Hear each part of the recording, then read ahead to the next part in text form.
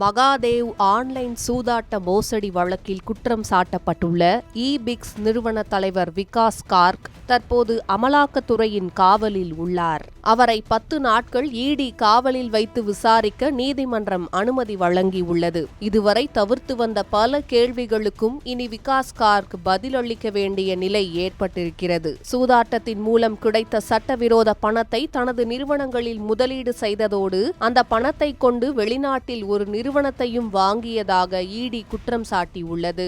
விகாஸ் கார்க், மகாதேவ் சூதாட்ட மோசடி பணத்தை எந்தெந்த நிறுவனங்களில் முதலீடு செய்தீர்கள், அந்த பணத்தை கொண்டு வெளிநாட்டில் நிறுவனம் வாங்கினீர்களா, மகாதேவ் சூதாட்ட கும்பலின் முக்கிய குற்றவாளி சௌரப் சந்திராகருடன் எப்படி தொடர்பு ஏற்பட்டது, இப்படிப்பட்ட கேள்விகளையே இடி அதிகாரிகள் தற்போது விகாஸ் கார்க்கிடம் எழுப்பி வருவதாக கூறப்படுகிறது. மகாதேவ் சூதாட்ட வழக்கில் நடைபெற்றதாக கூறப்படும் பண மோசடி தொடர்பான ஒவ்வொரு அடுக்கையும் இடி தீவிரமாக ஆய்வு செய்து வருகிறது. விகாஸ் கார்க், மகாதேவ் மற்றும் ஸ்கை எக்ஸ்சேஞ்ச் சூதாட்ட செயலி மோசடி வழக்கில் குற்றம் சாட்டப்பட்டவர். தற்போது அவர் 10 நாள் இடி காவலில் உள்ளார். வழக்குக்கு தேவையான பெரும்பாலான ஆதாரங்களை இடி ஏற்கனவே சேகரித்து விட்டதாகவும் தற்போது அவற்றை விகாஸ் கார்க் அளிக்கும் வாக்குமூலத்துடன் ஒப்பிட்டு சரிபார்க்கவே விசாரணை நடைபெற்று வருவதாகவும் கூறப்படுகிறது. பக்கம் 37 இடி அறிக்கையின்படி மகாதேவ் சூதாட்ட மோசடியில் கிடைத்ததாக கூறப்படும் முதலீடுகள்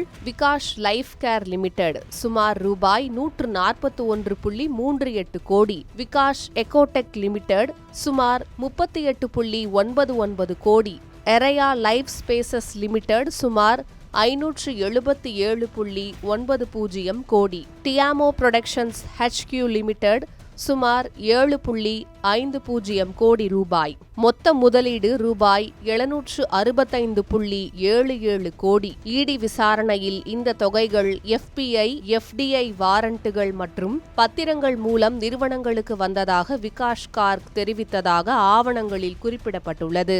இதற்கு அப்பாற்பட்ட ரூபாய் 175 கோடி மதிப்பிலான வங்கி அகாமடேஷன் என்ட்ரி மூலம் சட்டவிரோத நிதி பரிவர்த்தனைகள் நடந்ததாகவும் இடி குற்றம் சாட்டியுள்ளது. இந்த பணத்தை விகாஸ் கார்க் தனது குடும்ப உறுப்பினர்களின் தனிப்பட்ட கணக்குகளில் பயன்படுத்தியதாகவும் கூறப்படுகிறது. இதன் காரணமாக டெல்லி, கோவா, நைனிடால், டேராடூன் மற்றும் ராஜஸ்தானில் விகாஸ் கார்க் மற்றும் அவரது குடும்பத்தினர் பெயரில் இருந்த சொத்துக்களை இடி முடக்கியுள்ளது. இது மட்டுமல்ல, மகாதேவ் சூதாட்ட மோசடியில் கிடைத்த பணத்தை கொண்டு வெளிநாட்டில் ஒரு நிறுவனத்தையும் வாங்கியதாக இடி கூறுகிறது. இடி ஆவணங்களின்படி எராயா லைஃப் ஸ்பேசஸ் நிறுவனம் அமெரிக்காவில் திவால் நடைமுறையில் இருந்த இபிக்ஸ் நிறுவனத்தின் 97.58% பங்குகளை சுமார் 1175 கோடி ரூபாய்க்கு வாங்கியுள்ளது.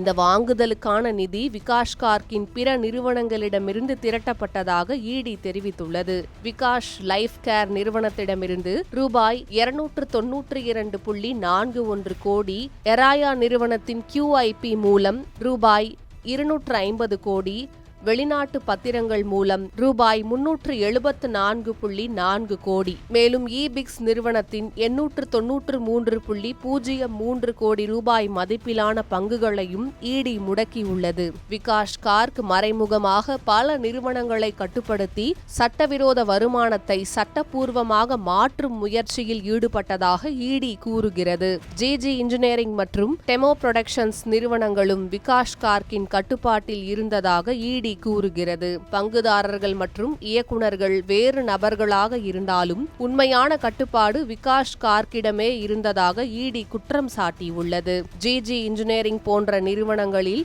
மகாதேவ் மோசடி வழக்கில் தொடர்புடையவர்கள் மற்றும் விகாஸ் கார்க் இணைந்து முதலீடு செய்திருப்பது இது ஒரு ஒழுங்குமைக்கப்பட்ட நிதி வலையமைப்பு என்பதை காட்டுகிறது. சூதாட்ட கும்பலின் சட்டவிரோத பணத்தை சட்டப்பூர்வமாக மாற்றுவதற்காகவே விகாஸ் கார்க்குடன் கூட்டாக செயல்பட்டதாக இடி விசாரணை கூறுகிறது. விகாஸ் கார்க் மீது இதற்கு அப்பாற்பட்ட பல்வேறு குற்றச்சாட்டுகளும் உள்ளன. மேற்கு வங்க மாநிலம் முர்ஷிதாபாத் மாவட்டம் பெர்ஹாம்பூர் காவல் நிலையத்தில் பதிவு செய்யப்பட்ட புகார் நகலில் 3வது குற்றவாளி குற்றவாளியாக எராயா லைஃப் ஸ்பேசஸ் நிறுவனத்தின் பிரமோட்டரும் இயக்குனருமான விகாஷ் கார்க் பெயர் இடம்பெற்றுள்ளது. இரண்டாவது குற்றவாளியாக எராயா லைஃப் ஸ்பேசஸ் நிறுவனமும் சேர்க்கப்பட்டுள்ளது.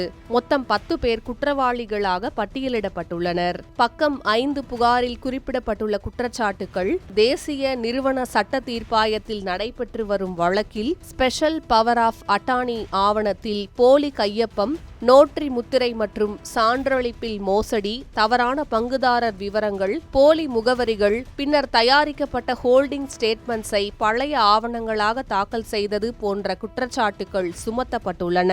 எராயா லைஃப் ஸ்பேசஸ் நிறுவனத்தின் ஒரு பங்குதாரர் 2025 பிப்ரவரி 28 காவல்துறையில் இந்த புகாரை அளித்துள்ளார். இந்த வழக்கின் விசாரணையும் தொடர்ந்து நடைபெற்று வருகிறது. விகாஷ் கார்க் மீது சுமத்தப்பட்டுள்ள குற்றச்சாட்டுகளின் பட்டியல் நீளமானது. நிறுவனங்கள் வேறுபட்டாலும் அவற்றின் மைய கரு பொருளாதார குற்றச்சாட்டுகளே.